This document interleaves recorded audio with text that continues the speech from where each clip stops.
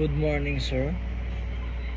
My name is Ferdinand Fernandez Ramos.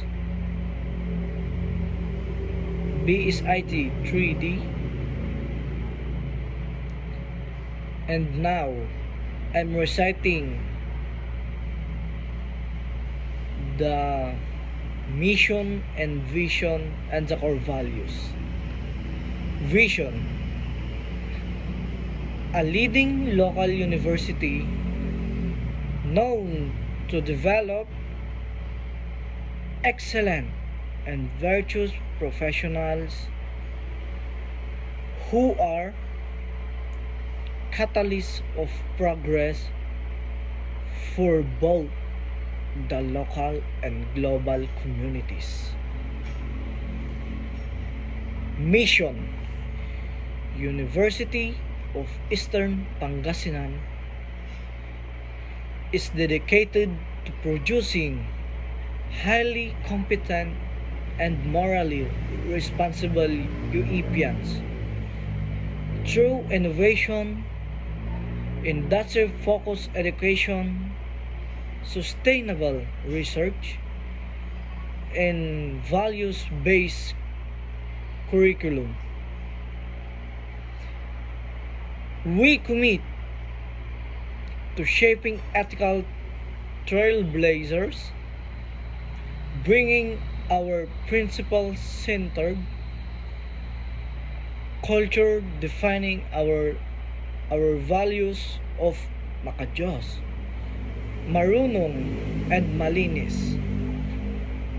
Core values: uprightness,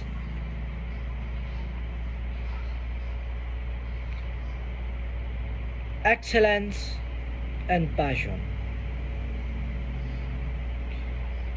My instructor in Net 101 is Sir Philip Michael Awanan, and what I've learned in Net 101, I learned the fundamental concepts of computer networking, such as the types of networks and network topologies,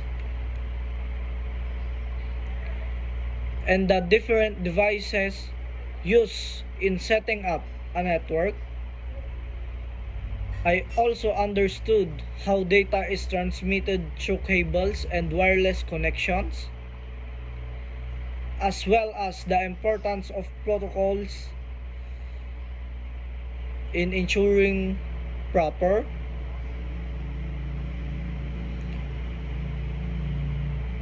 communication between devices.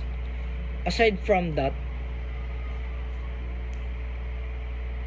I learned about IP addressing, subnetting, and the role of servers and clients in a network. Overall,